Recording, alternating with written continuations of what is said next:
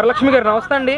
మరి చంద్రబాబు నాయుడు గారు దాదాపుగా 4.5 సంవత్సరాల తర్వాత ముందు వచ్చారు, కానీ అధికారం చేపట్టిన తర్వాత మొట్టమొదటిసారిగా సచివాలయానికి ఈరోజు వెళ్తా ఉన్నారు. అసలు మీ అమరావతి ప్రాంతంలో ఎలాంటి వైభవం నెలకొంది, అమరావతిలో ఎలాంటి అభివృద్ధి నోచుకోబోతా ఉంది? అసలు ఇక్కడ ఒకటి చెప్పాలండి, చంద్రబాబు గారు పోయినసారి ఆయన్ని ఎంత అవమానించారో అందరికీ తెలుసు. అసెంబ్లీలో ఇవాళ అవమానించేటప్పుడు ఆయన ఒకటే మాట అన్నారు, ఇలాంటి కౌరవ సభలో నేను ఉండను, మళ్ళీ ముఖ్యమంత్రి అయితేనే నేను అసెంబ్లీకి వస్తానని చెప్పేసి సచివాలయానికి వస్తానని సేమ్ ఆయన ప్రతిజ్ఞ నెరవేర్చుకున్నారండి. ఇవాళ గెలిచాడు, ఫస్ట్ టైం అసెంబ్లీకి అదే సచివాలయానికి రావటం మాకు చాలా ఆనందంగా ఉంది. రైతులకి ఆయన ఇవాళ ఛార్జ్ తీసుకుంటానికి వస్తే ఇదిగో మొత్తం బజార్లన్నీ పూలతో నింపేసామండి. ఆనందం. 3 టన్నులు పూలు తెచ్చారు. ఇవాళ పూలు తెచ్చి 29,000 మంది రైతులు 29 ఊళ్ళల్లో అందరూ వచ్చి 7 టన్నులు పూలు తెచ్చి ఇవాళ ఊళ్ళ మొత్తం మీద అసలు రోడ్లన్నీ పూలమయం చేసి ఇవాళ చంద్రబాబు గారికి ఘన స్వాగతం చెప్పాం. నాయకుడు అంటే అలా ఉండాలని చెప్పి నిరూపించాడు చంద్రబాబు గారు. అదే జగన్ గారు వస్తే అసలు కనీసం మమ్మల్ని ముందుకు కూడా బానీరండి, ఏనాడు మాట్లాడు అసలు ఆ గొంతుల్లో కూడా మీరు ఆపేసి లోపలికి పోలీసులు వచ్చి మీరు రావడానికి లేదని మా గొంతుల్లో కూడా వస్తారు. అలాంటి దాంట్లో మేము ముందుకు వచ్చి ఇవాళ బాబు గారికి దగ్గరగా వెళ్ళి క్యాన్వాయ్ దగ్గరగా నుంచొని మేము అందరం బాబు గారికి స్వాగతం చెప్పాం. చాలా సంతోషంగా ఉంది. గత ముఖ్యమంత్రికి అయితే అసలు చెప్పే ఛాన్సే లేదండి మాకు. ఆయన ఎంతసేపటికి నెట్ ప్లస్ కేటగిరీ పెట్టుకొని నెట్ ప్లస్ పెట్టుకోవాలి, అటు ఇటు పోలీసులు పట్టుకోవాలి, ఆయన బావాలి. ఏనాడు కూడా మన్ని ఏది జైని చెరగడు. అలాంటి ముఖ్యమంత్రి పోతే మాత్రం మాకు చాలా సంతోషంగా ఉందండి. ముఖ్యమంత్రి మాకు వద్దు బాబోయ్ అనుకున్నాము, ముఖ్యమంత్రి పోయాడు. మాకు అసలు మామూలుగా ఆనందం లేదు. ఎప్పటికైనా సరే జగన్మోహన్ రెడ్డి గారు ఆయన చేసిన పనులు ఏమన్నా ఉండయ్యా అని అనలైజ్ చేసుకోవాలి.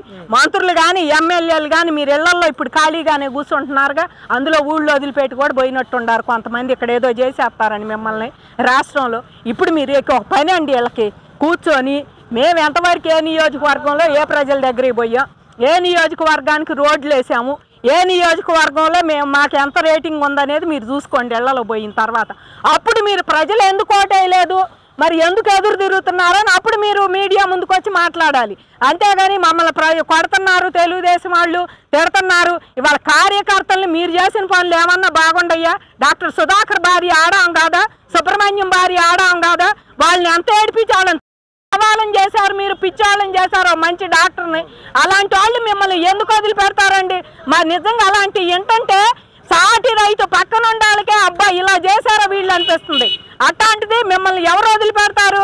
కార్యకర్తలు వాళ్ళ కన్ను పన్నుకు పన్ను అనేది కార్యకర్తలు ఉంటారండి. అట్లా ఆయన చెబుతాడు బాబు గారు, వద్దు మీరేం చేయొద్దని. ఆయన విజన్ ఆయన క్రమశిక్షణగా ఉండాలని ఫస్ట్ నుంచి టీడీపీ పార్టీ క్రమశిక్షణ గల పార్టీయే, ఆయన అలాగే ఉండాలని చెబుతారు.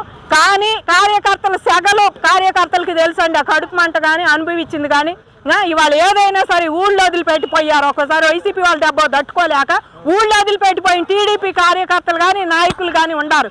వాళ్ళందరూ వాళ్ళు ఊళ్ళోకి వచ్చిన వీళ్ళు ఏం చెయ్యరులే అని చెప్పి మీరు అట్టాగే తిరుగుతారు. కానీ మీరు గెలిస్తే అట్లా తిరగటం లేదు కదా. అందుకని వాళ్ళు ఏ కార్యకర్త అయినా కడుపు మండినప్పుడు ఏదో ఒకటి చేస్తాడండి.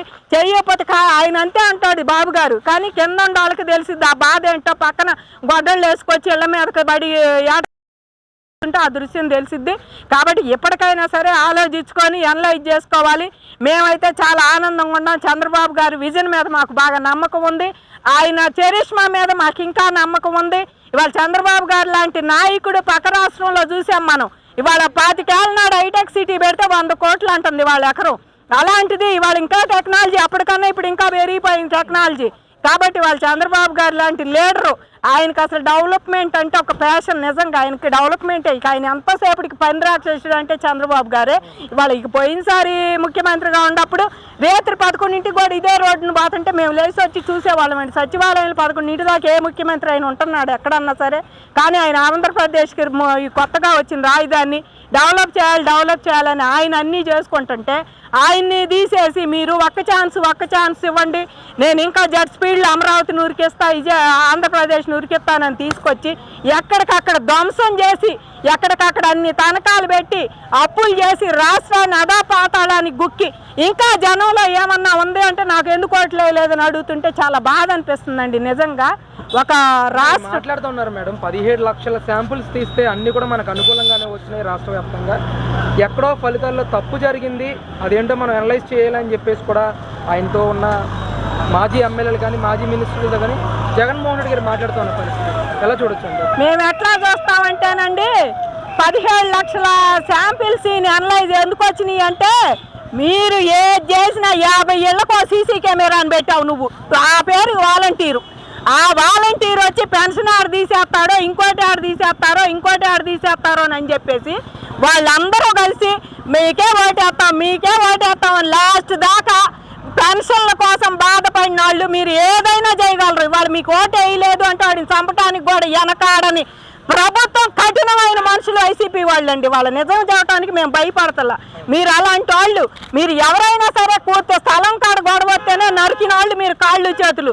అలాంటి వాళ్ళు మీరు ఓటు వేయమయ్యా మీకు మేము చంద్రబాబుకి వేస్తామంటే ఊరుకుంటారా వాళ్ళని? కాబట్టి మీకు దడిసి మీకే ఓటేస్తాం మీటికే ఓటేస్తామని జనం బాగా నమ్మించారు మిమ్మల్ని. అంతేగాని వాళ్ళ మనసులో నువ్వు ఎప్పుడు పోతావురా బాబోయ్ అని దండాలు పెట్టుకొని శుభ్రంగా ఓట్లు టయానికి వాళ్ళ తీర్పు చక్కగా వేశారు ఆంధ్ర ప్రజలు. ఇప్పటికైనా నువ్వు గమనించాలి, నీకేసింది నీకు భయపడి నీకు అనుకూలంగా వేస్తామని చెప్పారు మీరు సర్వేలో. కానీ కేకే అని ఆయన సర్వే చేశాడు, కరెక్ట్గా వచ్చింది ఆ సర్వే. మరి అదేలా చూడాలి? ఆయన ముందే చెప్పాడు రిజల్ట్స్ ముందే, అదేలా చూడాలంటారు? మరి మీరు శాంపిల్స్ కాదు ఆయనది ఎలా చూడాలంటారు? కాబట్టి ఎవరైనా మీకు భయపడి మీకు సలాం చేశారు కానీ జగన్మోహన్ రెడ్డి అనేవాడికి కానీ వాళ్ళ మంత్రులకు కానీ వాళ్ళ ఎమ్మెల్యేలకు కానీ ఎవరు మనస్ఫూర్తిగా వాళ్ళని ఏనాడు ఆహ్వానించలేదు. వాళ్ళు ఏనాడు ప్రజల్లో మమైకం అవ్వలేదండి. ఏనాడు ఏ మంత్రి కూడా అవ్వలేదు, ఏ ఎమ్మెల్యే కూడా వచ్చిన పాపాను వాళ్ళ జనం దగ్గరికి. రోడ్లు వేస్తారు ఎక్కడైనా మంత్రులు ఎమ్మెల్యేలు, వీళ్ళు రోడ్లు కాదు వాళ్ళ నియోజకవర్గం నుంచి నిధులు తెచ్చి రోడ్లు వేస్తారు. వీళ్ళు రోడ్లు వేయకపోగా ఉన్న రోడ్లన్నీ దోమేశారు రాజధానిలో.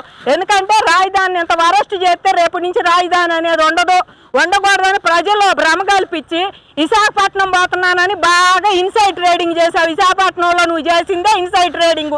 అమ్మావు నీ పొలాలు మొత్తం నీ కొండయి లేని పక్కయి మొత్తం అమ్ముకున్నారు, కబ్జాలు చేశారు. విశాఖపట్నం నీ గుప్పెట్లో తెచ్చుకొని రుచుకోండి అంతా తీసేశావు. ఇవాళ ఆ ఉత్తరాంధ్ర వాళ్ళే నేను చిత్తుగా ఓడిచ్చారు. ఇవాళ ఆ ఉత్తరాంధ్ర వాళ్ళే నువ్వు ఎక్కడ అంటే బాబాయ్ ఆయన పోయాడు నీకు ఈ నమస్కారాలు జగన్మోహన్ రెడ్డికి అంటున్నారు. కాబట్టి ఎప్పటికైనా జగన్మోహన్ రెడ్డి గారు మీకు ఇచ్చే శాంపిల్స్ అన్ని పక్కన పెట్టి ఎప్పటికైనా నువ్వు అనలైజ్ చేసుకో ఇంట్లో కూర్చొని. నేను జనంలోకి ఎంతవరకు వెళ్ళాను, నేను పరదాలు కట్టుకున్నానా, రైతులకి ఎంతవరకు న్యాయం చేశాను, ముఖ్యంగా రాజధాని లేని రాష్ట్రానికి ఎంతవరకు న్యాయం చేశాను ఆలోచించండి. కోట్లు తీసుకెళ్లి సుప్రీంకోర్టు దా గుమ్మరిచ్చావు. హైకోర్టు నుంచి రాజధాని ఉండదు ఇక్కడ వద్దు నాకు 3 రాజధానులు కావాలి హైకోర్టు నుంచి సుప్రీంకోర్టు దా పోయావు. నీ జేబులో డబ్బులు కాదు, ఆంధ్రప్రదేశ్ని గొల్ల చేసావు. సలహాదారుల్ని నీకు నచ్చిన వాళ్ళని నువ్వు మెచ్చిన సలహాదారులను పెట్టుకున్నావు 42 మందిని. వాళ్ళ క్యాబినెట్ హోదాలో జీతాలు ఇచ్చావు, ఒక గొల్ల చేసావు. ఒక రకంగా నీకు నచ్చిన వాళ్ళని టీడీడీ పాలక చైర్మన్లుగా కానీ అక్కడ పాలక మండలిగా నీకు నచ్చిన వాళ్ళని పెట్టుకొని గొల్ల చేసి ఆగమాగం చేసి ఒక ఆధ్యాత్మిక కేంద్రాన్ని కూడా నాశనం చేసిన గనులు మీరు తిరుపతిని కూడా. కాబట్టి మిమ్మల్ని అందరూ చిత్తుగా ఓడిచ్చారు. ఎప్పటికైనా సరే మీరు ఇళ్లలో కూర్చొని మమ్మల్ని వాళ్ళు కొడుతున్నారు ఇళ్ళు కొడుతున్నారు మమ్మల్ని తెలుగుదేశం వాళ్ళు అనకుండా మేము ఎంతమంది ప్రజల్లో పోయామో మాకు ఎందుకు ఓట్లు అనలైజ్ చేసుకొని మీ పాడు కట్టుకోండి. మమ్మల్ని జనాన్ని మాత్రం తిట్టొద్దు. మీకు ఎంతవరకే ఓట్లు వేశారనుకోండి, సిగ్గు లేదు. దేశం అంతా నా ఎంక చూస్తుంది, నేను ఆంధ్రప్రదేశ్ దూకిస్తా అంటున్నావుగా. ఇప్పుడు నిజంగానే చూసింది 11 సీట్లు ఎవడురా బాబు ఈడని నీ ఎంక నిజంగా నిన్న చూసింది.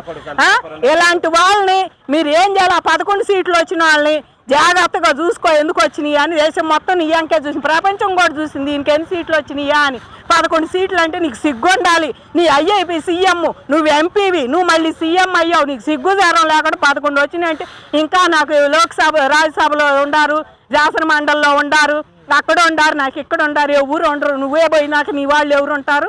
వాళ్ళందరూ ఎన్డీఏ కూటమిలో చేరేవాళ్ళు. ఈ 11 మందిలో కూడా వెళ్ళేవాళ్ళు ఎంతమంది ఆలోచించుకొని ఇంట్లో శుభ్రంగా ఒక ముద్ద దీని మెదలకొండ బొడుకు. అసలు నువ్వు సర్పంచ్కి కూడా తొక్కివే పరిపాలన ఇది అట దరిద్రంగా వచ్చింది. నీకన్నా ప్రెసిడెంట్ అయ్యి ఊళ్ళల్లో.